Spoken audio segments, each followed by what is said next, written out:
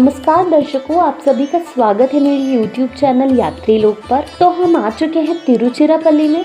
शुरू करते हैं आज का सफर। हर हर महादेव।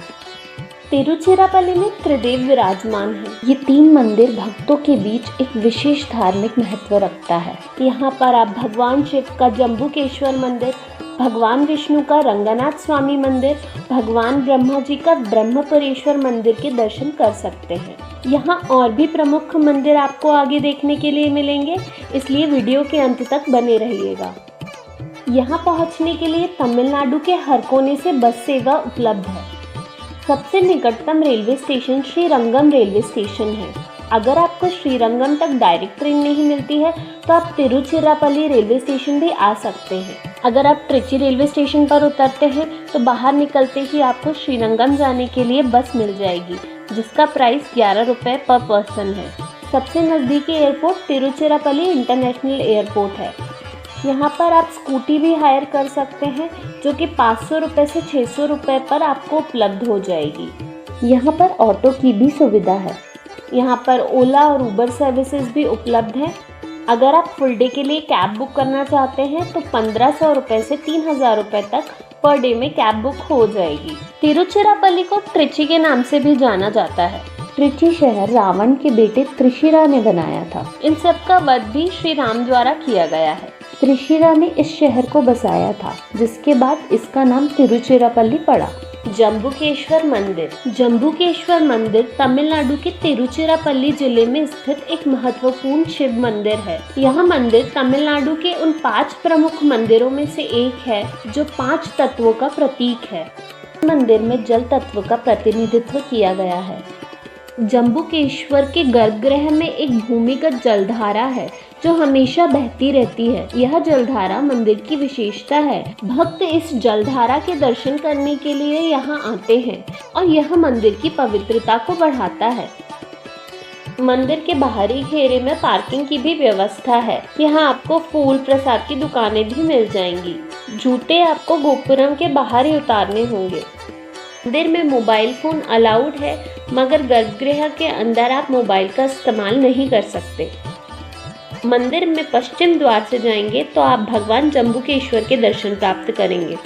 अगर आप मंदिर में उत्तरी द्वार से जाएंगे तो माता अखिलांडेश्वरी के दर्शन आपको पहले प्राप्त होंगे। यहाँ पर चोल वंश के काल के शिलालेख भी मिलते हैं, जो मंदिर के ऐतिहासिक और सांस्कृतिक महत्व को दर्शाते हैं। भगवान शिव के जम्बू वृक्ष के नीचे विराजमान होने की मान्यता के कारण इस तीर्थ का नाम जम्बुकेश्वर पड़ा। इसे उपदेश स्थल भी कहा जाता है, क्योंकि भगवान शिव और माता पार्वती के मंदिर एक दूसरे की ओर मुख करके स्थित हैं, जो कि एक पौराणिक कथा से संबंधित है। जम्बू मुनि नामक ऋषि ने भगवान शिव को एक पवित्र सफेद जामुन अर्पित किया, जिसके खाने के बाद भगवान शिव ने उसका बीज थूक दिया। मुनि ने उस बीज को पवित्र मानकर उसे निगल लिया। उसके बाद उनके सर से वृक्ष उगने लगा। मुनि ने भगवान शिव से प्रार्थना की कि वह उस वृक्ष के नीचे निवास करे। भगवान शिव ने उनकी प्रार्थना स्वीकार कर ली। बाद में देवी अखिलांडेश्वरी ने उसी वृक्ष के नीचे तपस्या की और शिव जी को प्रसन्न किया। भगवान शिव वहां प्रकट हुए और उसी स्थान पर निवास करने लगे। इस कारण इसे जम्बुकेश्वर कहा जाने लगा। यह अप्पुलिंगम के नाम से भी प्रसिद्ध है। मंदिर का पवित्र जम्बू वृक्ष आज भी वहां मौजूद है और शिवलिंग उसी वृक्ष के नीचे स्थित है। दूसरी कथा के अनुसार कैलाश में रहने वाली शिव जी के 2 शिष्य माल्यवन और पुष्पदंत के बीच विवाद हुआ। माल्यवन ने पुष्पदंत को श्राप दिया कि वह धरती पर हाथी बन जाए और पुष्पदंत ने माल्यवन को श्राप दिया कि वह मकड़ी बन जाए। दोनों ही जम्बुकेश्वर मंदिर पहुंचे और शिव जी की भक्ति में लीन हो गए। हाथी प्रतिदिन कावेरी के जल से शिवलिंग का अभिषेक करता था।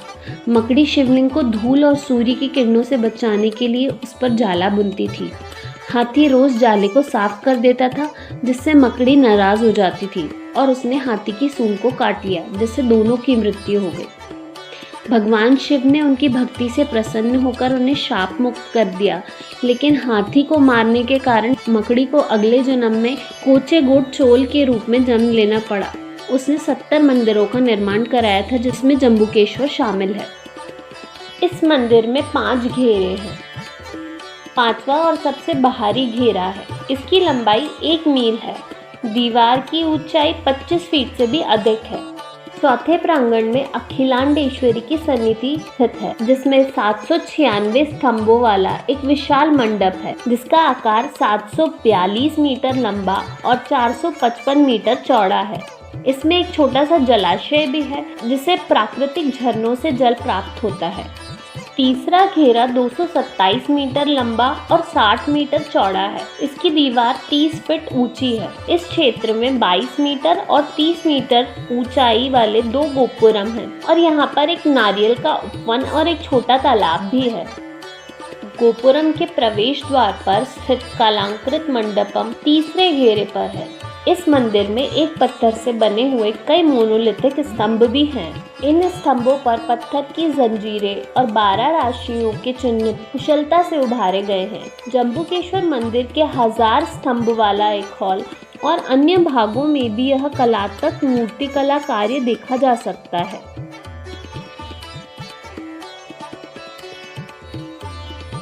इस मंदिर में एक त्रिमूर्ति की मूर्ति भी है, जो भगवान शिव का एक रूप है, जिसमें से विष्णु जी और ब्रह्मा जी उनमें से उत्पन्न हो रहे हैं।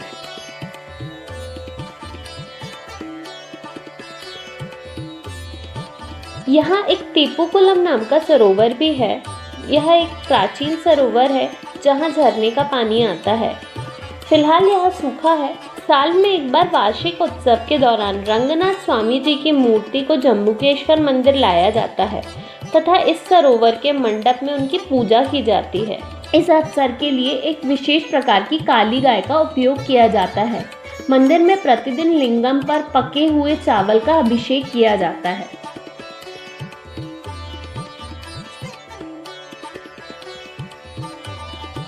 दूसरा घेरा 93 मीटर लंबा और 60 मीटर चौड़ा है।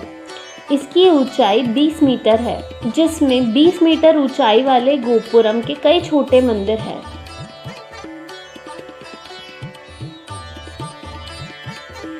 सबसे भीतरी घेरा 38 मीटर लंबा और 37 मीटर चौड़ा है, जिसमें गर्भगृह स्थित है।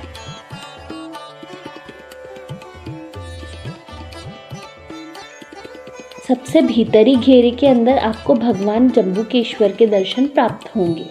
गर्भगृह के प्रवेश में एक छोटे दरवाजे से होती है, जिसकी ऊंचाई लगभग 4 फीट है। परिक्रमा के दौरान आपको अनेकों शिवलिंग के दर्शन प्राप्त होंगे। मंदिर में प्रदक्षिणा पथ है। इस प्रदक्षिणा पथ पर चलकर भक्त मंदिर में भगवान की परिक्रमा करते हैं। मंदिर में 11वीं से 12वीं शताब्दी के कई चोल राजाओं द्वारा दिए गए अनुदानों के शिलालेख भी मौजूद हैं। इस मंदिर का व्यापक विस्तार होयसाला राजा सोमेश्वर द्वारा किया गया था। यह मंदिर चोल राजाओं द्वारा निर्मित किया गया है। यह सबसे प्राचीन मंदिरों में से एक है। यह मंदिर द्रविडियन आर्किटेक्चर में बनाया गया है। यह मंदिर 18 एकड़ के विशाल क्षेत्र में फैला हुआ है। इसका गर्भगृह जमीन के स्तर से थोड़ा नीचे स्थित है। इस मंदिर में चोल, होयसाला, पांड्या, विजयनगर के राजा और मदुरै नायक शासकों सहित विभिन्न राजवंशों के लगभग 156 शिलालेख मिले हैं। गर्भगृह 2 भागों में विभाजित है, अर्ध मंडपम और गर्भगृह, जहां जम्बुकेश्वर के स्वयंभू शिवलिंग की स्थापना है। अर्ध मंडप का आकार 4 फीट है, जिसमें गर्भगृह के द्वार के दाहिने ओर माता पार्वती की प्रतिमा है। गर्भगृह और अर्ध मंडप के अंदर कोई सजावट नहीं है। केवल घी के दीपक के प्रकाश से आप भगवान शिव के दर्शन कर सकते हैं। मंदिर के अंदर केवल एक ही घी का दीपक जलता है। ऐसा माना जाता है कि माता अंबिका इस मंदिर में बहुत ही क्रोधित थी, इसीलिए आदि शंकराचार्य ने एक यात्रा के दौरान माता की मूर्ति के ठीक सामने एक प्रसन्न गणपति की मूर्ति की स्थापना की, जिससे माता का क्रोध अपने पुत्र को देखकर शांत हो जाए।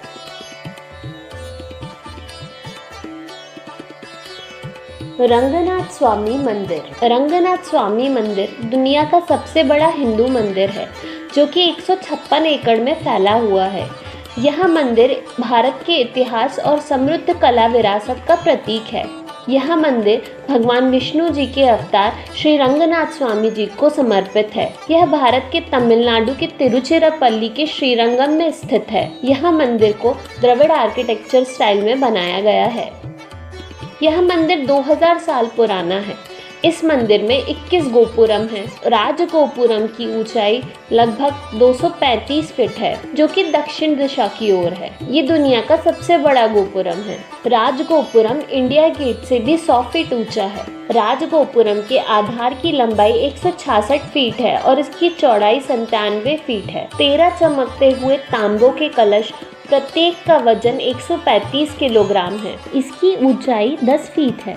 इस मंदिर में 7 संकेंद्रित घेरे हैं। बाहरी घेरा 3 किलोमीटर लंबा है। अंदर के 5 घेरों में मंदिर बना है और बाहर के 2 घेरों में शहर बसा हुआ है।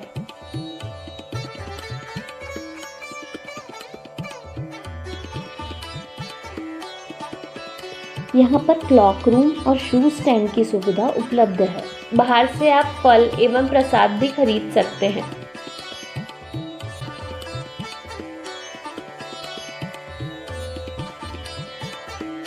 मंदिर के अंदर फोन अलाउड है, मगर गर्भगृह के अंदर आप फोन का इस्तेमाल नहीं कर सकते। मंदिर को सबसे पहले चोल शासक धर्मवर्मा द्वारा बनवाया गया था। कावेरी नदी की बाढ़ ने मंदिर के विमान को नष्ट कर दिया था और बाद में प्रारंभिक चोल राजा किल्ली वल्वन ने मंदिर परिसर का पुनर्निर्माण कराया, जो कि आज भी मौजूद है। बाद के समय में चोल, पांड्या, होयसाला, मराठा, विजयनगर वंशों के शासनकाल के दौरान मंदिर में अन्य संरचनाएं और शिलालेख को जोड़ा गया। रंगनाथ स्वामी मंदिर वेटिकन सिटी से भी बड़ा है। वेटिकन सिटी का एरिया 121 एकड़ में फैला हुआ है, जबकि रंगनाथ स्वामी मंदिर का एरिया 156 एकड़ में फैला हुआ है। मंदिर परिसर में 21 मीनारे, 49 मंडप और 12 कुंड है। मंदिर परिसर में 108 विष्णु जी की मूर्ति हैं। श्री राम और श्री कृष्ण, भगवान नरसिंह, भगवान वेणुगोपाल, हयग्रीव और गोपाल कृष्ण, माता लक्ष्मी इत्यादि भगवानों के दर्शन भी आप यहाँ पर कर सकते हैं।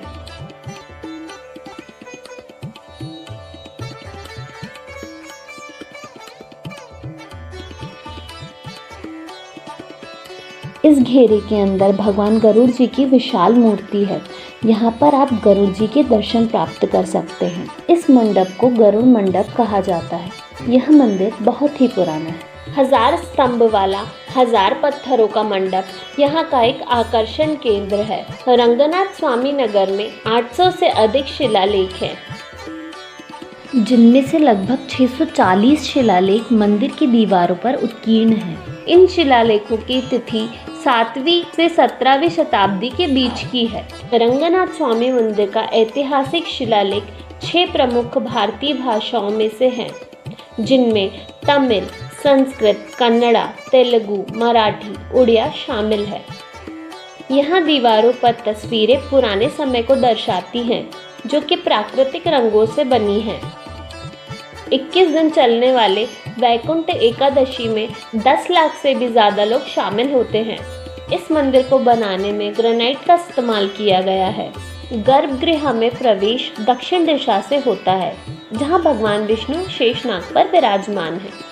जब कोई भक्त मुख्य मंडपम अर्थात गायत्री मंडप से अंदर आता है, तो द्वार के दोनों ओर जय और विजय की मूर्तियां दिखाई पड़ती हैं, जो वैकुंठ के द्वारपाल माने जाते हैं। गर्भगृह के अंदर 20 फीट लंबी मूर्ति है, जहाँ पर विष्णु जी शेषनाग शैया पर विराजे हुए हैं। शेषनाग के 5 फन हैं। विष्णु जी का सर छोटे बेलनाकार तकिए पर टिका हुआ है। दक्षिण के मंदिरों में गर्भगृह में दियों की रोशनी से आप भगवान के दर्शन कर सकते हैं।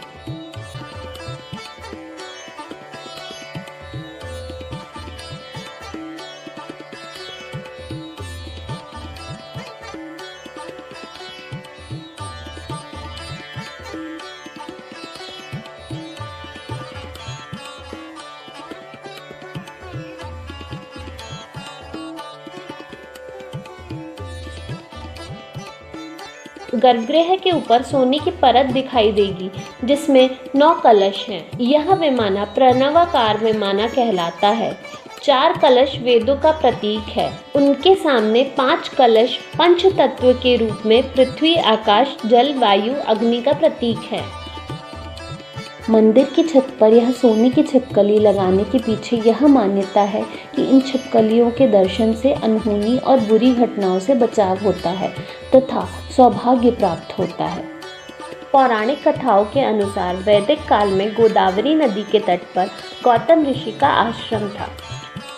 उस समय अन्य क्षेत्रों में जल की काफी कमी थी। एक दिन जल की तलाश में कुछ ऋषि गौतम ऋषि के आश्रम जा पहुंचे। गौतम ऋषि ने उनका आदर सत्कार कर उन्हें भोजन कराया, परंतु ऋषियों को उनसे ईर्ष्या होने लगी। उपजाऊ भूमि के लालच में ऋषियों ने मिलकर छल द्वारा गौतम ऋषि पर गौ हत्या का आरोप लगाया था तथा उनकी संपूर्ण भूमि हथिया ली। इसके बाद गौतम ऋषि ने श्रीरंगम जाकर श्री रंगनाथ स्वामी की आराधना की तथा उनकी सेवा की। गौतम ऋषि की सेवा से प्रसन्न होकर श्री रंगनाथ स्वामी ने उन्हें दर्शन दिया और पूरा क्षेत्र उनके नाम कर दिया। समुद्र मंथन के समय ब्रह्मा जी तपस्या कर रहे थे, तब श्रीरंगम विमान का प्रकट होना हुआ। यह विमान लंबे समय तक ब्रह्मा जी के सत्यलोक में रहा। बाद में इसे राजा इक्ष्वाकु द्वारा अयोध्या लाया गया। जब श्री राम ने रावण का वध किया, उसके पश्चात यह पवित्र विमान विभीषण जी को सौंप दिया गया। जब विभीषण इस विमान को लंका लेकर जा रहे थे, तब वह तिरुचि के पास रुके। वहाँ विमान हिल नहीं पा रहा था। तब विभीषण जी ने स्थानीय राजा धर्मवर्मा को यह विमान सौंप दिया तथा उनसे कहा, विमान को हमेशा दक्षिण दिशा की ओर स्थापित किया जाए, तो इससे राजा और लंका को आशीर्वाद प्राप्त हो। इसीलिए श्रीरंगम मंदिर में भगवान दक्षिण दिशा की ओर देख रहे हैं और उनका शरीर पूर्व से पश्चिम की दिशा में स्थित है। कहा जाता है तब से भगवान श्री रंगनाथ स्वामी यहीं पर वास करते हैं। भगवान श्री राम के वनवास काल में इस मंदिर में देवताओं की भगवान श्री राम द्वारा पूजा की जाती थी। इस मंदिर का स्थान कोलीडम और कावेरी नदियों के बीच में स्थित है। इसे बाढ़ और आक्रमणकारी सेनाओं के हमलों के प्रति संवेदनशील बनाता है। 14वीं शताब्दी में दिल्ली सल्तनत की सेनाओं द्वारा इसे लूटा गया और नष्ट कर दिया गया था। इसके बाद मंदिर का पुनर्निर्माण 14वीं शताब्दी के अंत में किया गया। यहाँ आपको चंद्र पुष्करणी नाम का एक सरोवर मिलेगा जो गोला आकार है। इस सरोवर के पास महालक्ष्मी, नरसिंह जी, वासुदेव जी के मंदिर के दर्शन आप कर सकते हैं। इसके पास कंभ मंडप है, जहाँ कंभ ऋषि ने कंभ रामायण लोगों को सुनाई थी, जो लक्ष्मी जी के मंदिर के सामने ही है। महालक्ष्मी जी को रंगनायिका के नाम से भी जाना जाता है। आखिरी घेरे में आपको विभीषण जी का मंदिर, हनुमान मंदिर और अनेकों देवी देवताओं के मंदिर दिखेंगे। यह मंदिर का सबसे अलग गोपुरम है जो सफेद रंग का है। 16वीं से 17वीं शताब्दियों में गोपुरम के साथ साथ इसका और विस्तार किया गया। महाभारत के अनुसार अर्जुन ने नाग राजकुमारी उलूपी से विवाह करने के बाद दक्षिण भारत के कई तीर्थ स्थलों की यात्रा की। माना जाता है कि अर्जुन इस मंदिर में आए और भगवान रंगनाथ स्वामी की पूजा की। इस मंदिर में एक विशेष मंडप है जिसे अर्जुन मंडप के नाम से भी जाना जाता है।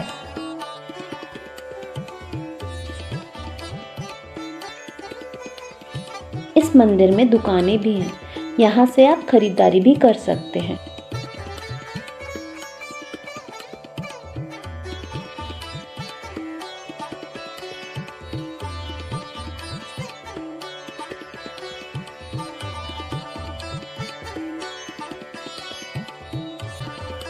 ब्रह्मपुरेश्वर मंदिर। ब्रह्मपुरेश्वर मंदिर भारत के तमिलनाडु में त्रिची के पास तिरुपत्तूर में स्थित है। यह रंगनाथ स्वामी मंदिर से 27 किलोमीटर की दूरी पर स्थित है। शिव जी को ब्रह्मपुरीश्वर इसीलिए कहा जाता है क्योंकि उन्होंने ब्रह्मा जी की नियति यहाँ पर बदल दी थी।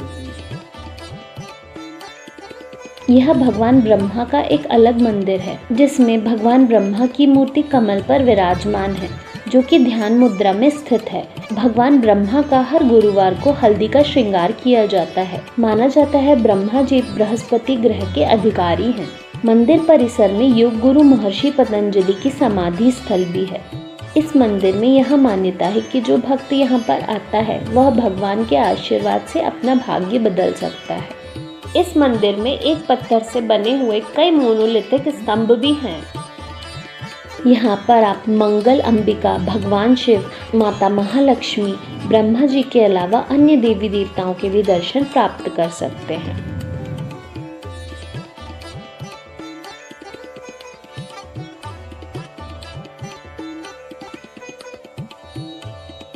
ब्रह्मा जी को ब्रह्मांड के रचयिता होने का अत्यधिक गर्व था।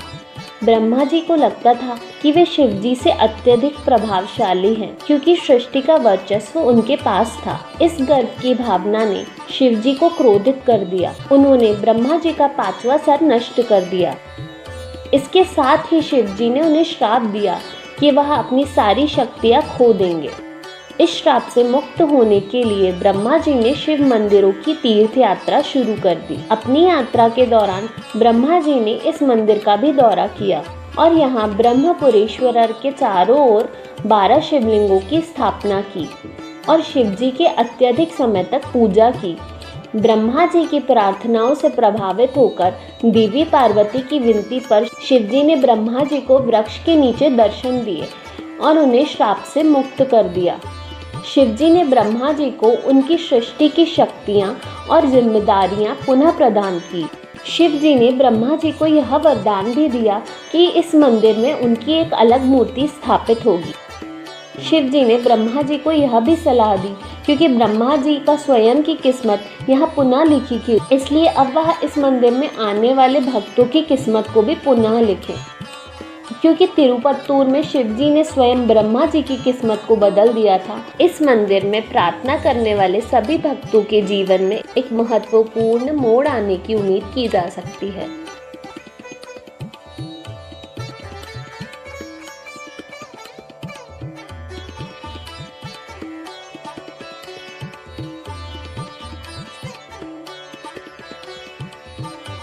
मंदिर परिसर में 12 शिवलिंग है, जिसमें मंदिर से सटा बगीचा भी शामिल है।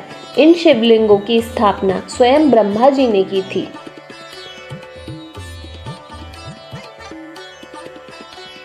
इनमें से अधिकांश शिवलिंग अलग अलग मंदिरों में स्थित हैं। वह ब्रह्म तीर्थम के चारों ओर स्थित है।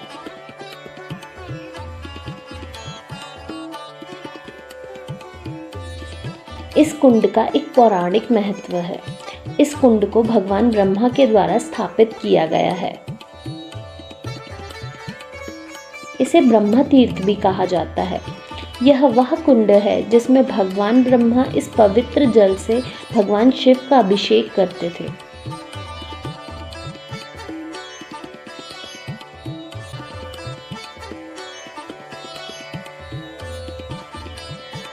यहाँ पर भक्त दिए जलाते हैं तथा अपनी मनोकामना पूर्ण करते हैं, ताकि उनकी भी तकदीर बदल सके।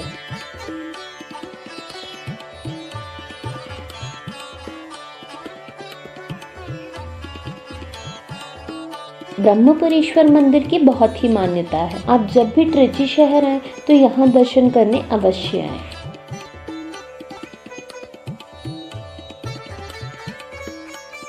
रॉक फोर्ट उच्ची पिलियार मंदिर। रॉक फोर्ट तमिलनाडु के तिरुचिरापल्ली शहर में कावेरी नदी के तट पर स्थित है। रॉक फोर्ट को स्थानीय भाषा में मलाईकोट्टई भी कहा जाता है। यह एक ऐतिहासिक किला और मंदिर परिसर है जो प्राचीन चट्टानों पर बनाया गया है। यह किला 272 फीट ऊंची चट्टानों पर निर्मित है। यह चट्टान दुनिया की सबसे प्राचीन भू आकृतियों में से एक मानी जाती है।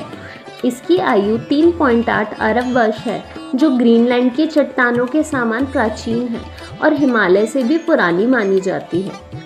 इस चट्टान संरचना में कांच बनाने में उपयोग होता है और जो सिरामिक निर्माण में काम आता है। यह मंदिर चट्टानी किले के ऊपर स्थित है, जो भगवान गणपति को समर्पित है। अगर आप श्रीरंगम से रॉक फोर्ट आना चाहते हैं तो यहाँ से बस सुविधा भी उपलब्ध है। यहाँ 8 रुपये पर पर्सन की टिकट बस से लगती है। यहाँ पर एक मंडप हुआ करता था जो कि अब टूट चुका है। मंदिर के बाहर फूल प्रसाद की दुकानें मिल जाएंगी। मंदिर में मोबाइल फोन अलाउड है, मगर गर्भगृह के अंदर आप मोबाइल का इस्तेमाल नहीं कर सकते। शीर्ष पर पहुंचने के लिए 344 सीढ़ियां चट्टानों को काटकर बनाई गई हैं। किंवदंतियों के अनुसार यह वह स्थान है जहां भगवान गणेश राजा विभीषण से भागे थे। रॉकफोर्ट पर 5 मंदिर स्थित हैं। यह मंदिर भगवान शिव को समर्पित है। यह मंदिर पल्लव राजाओं द्वारा निर्मित है और प्राचीन पल्लव वास्तुकला का एक उत्कृष्ट उदाहरण है। इस किले के निर्माण का उद्देश्य यह था कि अगर कोई भी दुश्मन आक्रमण करे तो उन पर नजर रखी जा सके। यह मंदिर पहाड़ी की तलहटी पर स्थित है जो भगवान गणेश को समर्पित है। भक्त इस मंदिर में पहले पूजा करके फिर ऊपरी मंदिरों के दर्शन के लिए चढ़ाई करते हैं। सबसे पहले स्वामी अम्मन मंदिर के दर्शन प्राप्त कर सकते हैं। मूल रूप से इस मंदिर का निर्माण पल्लवों ने किया था, लेकिन बाद में नायकों ने इसे प्राकृतिक किलेबंदी का उपयोग करने के लिए इसका पुनर्निर्माण और विस्तार किया। उत्सव मंडप में 100 पिलर हैं। यहाँ पर चट्टानों को काटकर स्तंभ बनाए गए हैं। तायुमान स्वामी मंदिर जो 2 मंजिलों का मंदिर है। यह मंदिर भगवान शिव को समर्पित है। इसका निर्माण एक उत्कृष्ट उदाहरण माना जाता है। इन गुफा मंदिरों का ऐतिहासिक, धार्मिक और वास्तुकला की दृष्टि से अत्यधिक महत्वता है और ये रॉकफोर्ट के धार्मिक परिसर की प्रशिष्ट पहचान प्रदान करते हैं। यह मंदिर 18वीं शताब्दी का एक बड़ा धार्मिक स्थल है।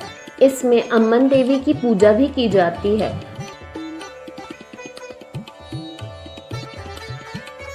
यह मंदिर उच्ची पलियार मंदिर की ओर चढ़ाई के मार्ग पर स्थित है।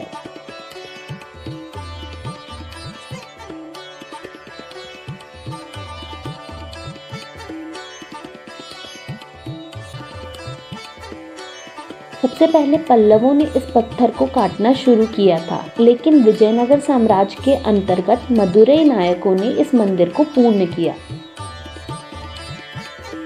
यह मंदिर पल्लव युग में निर्मित है। इसमें पल्लवों, चोल शासकों, विजयनगर साम्राज्य और मदुरई नायकों का भी योगदान है। यह वास्तुकला का उत्कृष्ट उदाहरण है। मंदिर की दीवारों पर भगवान की चित्रकला उत्कीर्ण की गई है। आप मंदिर की सीलिंग पर भी पेंटिंग्स देख सकते हैं। इस किले के सबसे ऊपर उच्ची पिलियार मंदिर स्थित है। इस मंदिर की बहुत ही अधिक मान्यता है। यहाँ पर हर आयु के लोग दर्शन करने के लिए आते हैं, बच्चों से लेकर बुजुर्ग तक। यह मंदिर पहाड़ी के शिखर पर स्थित है और यह मंदिर भगवान गणेश जी को समर्पित है। यह मंदिर धार्मिक और ऐतिहासिक दृष्टि से महत्वपूर्ण है, क्योंकि यह न केवल श्रद्धालुओं की आस्था का केंद्र है, बल्कि यहाँ से शहर का सुंदर दृश्य भी देखा जा सकता है। और इस मंदिर से रंगनाथ स्वामी का राजगोपुरम भी दिखाई देता है। यहाँ से कावेरी नदी का सुंदर दृश्य भी देखने के लिए मिलता है। आप यहाँ शाम के समय जा सकते हैं। यहाँ से पूरे तिरुचिरापल्ली शहर का अद्भुत नज़ारा देखने के लिए मिलता है।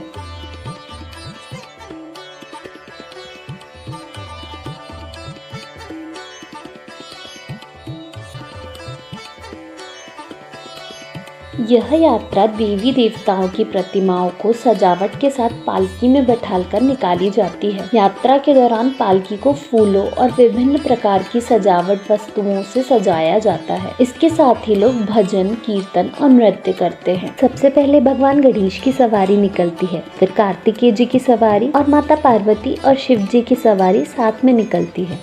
अरुलमिगु समयपुरम मरियम्मन मंदिर। इस मंदिर के अंदर आप फोन का इस्तेमाल नहीं कर सकते।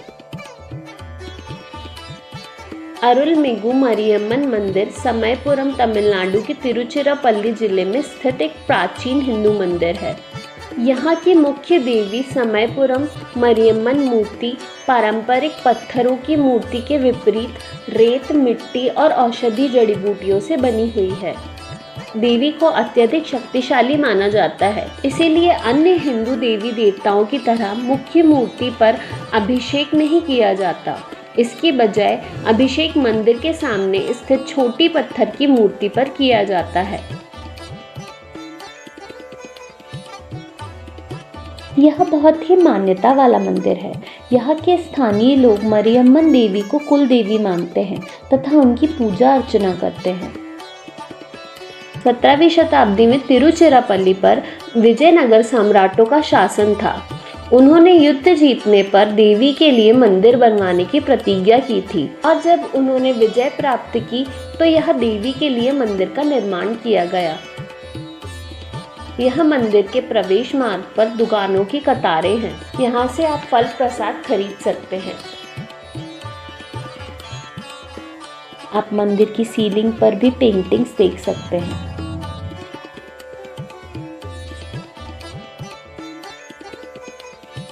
Trichy rail museum.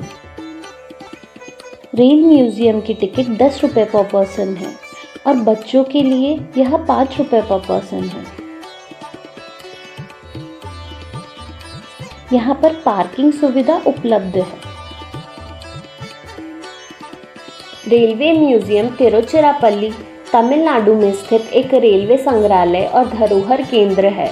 यह संग्रहालय रेलवे से जुड़ी ऐतिहासिक वस्तुओं और धरोहर को प्रदर्शित करता है।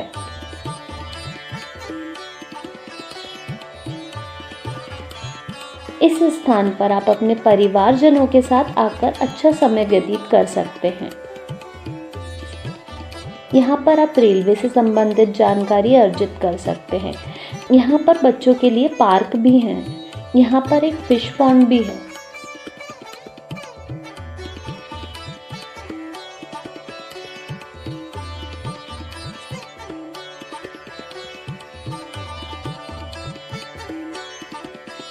इसमें पुराने इंजन, डब्बे, उपकरण, दस्तावेज, टिकट और रेलवे से जुड़ी अन्य ऐतिहासिक वस्तुएं रखी गई हैं।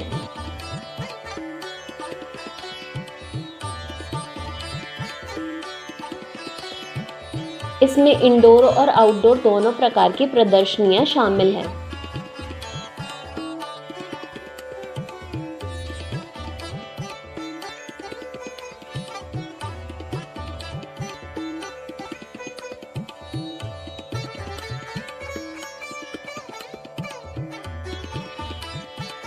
इंडोर प्रदर्शनी जिनमें पुराने दस्तावेज, डिजिटल अभिलेख शामिल हैं। इनमें दुर्लभ फोटोग्राफ, मानचित्र, गैजेट्स, रेलवे मैनुअल और ब्रिटिश राज के दौरान उपयोग की जाने वाली पुस्तकें शामिल हैं।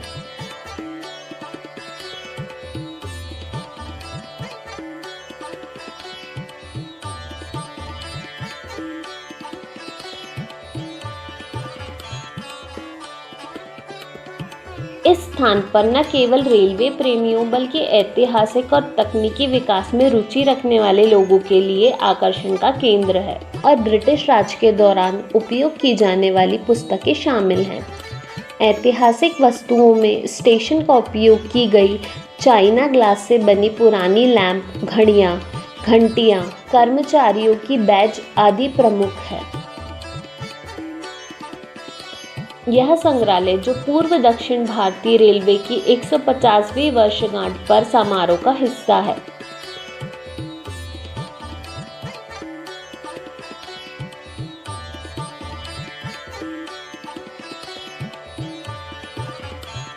बाहरी प्रदर्शनियों में पुराने विंटेज लोकोमोटिव इंजन्स, कार्यशैली टॉय ट्रेन्स शामिल हैं, जो विशेष रूप से बच्चों और परिवारों का आकर्षण केंद्र है। यह संग्रहालय रेलवे की समृद्ध धरोहर और ऐतिहासिक विकास की झलक प्रस्तुत करता है, जो ऐतिहासिक प्रेमियों और यात्रियों के लिए एक अनोखा अनुभव प्रदान करता है।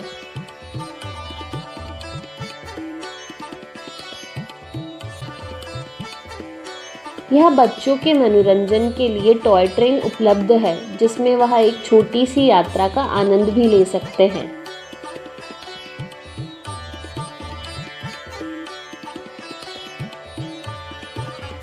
यहाँ पे काफ़ी सारे झूले भी हैं, तो बच्चे उनका भी आनंद ले सकते हैं। यहाँ पे कई सारी पटरियाँ आउटडोर में दिखाई गई हैं, काफ़ी सारे इंजन्स हैं जो आप देख सकते हैं। आज का सफ़र यहीं समाप्त होता है। अगर ये वीडियो आपको इन्फॉर्मेटिव लगी हो तो वीडियो को लाइक ज़रूर करें और कमेंट करके बताएं ये वीडियो आपको कैसा लगा। और भी ऐसे इन्फॉर्मेटिव वीडियोस के लिए चैनल को सब्सक्राइब ज़रूर करें। अगर आपने पुराने वीडियो नहीं देखे हैं तो चैनल पर जाकर पुराने वीडियो ज़रूर देखें। मिलते हैं अगले व्लॉग में नई जगह और नए वीडियो के साथ। धन्यवाद।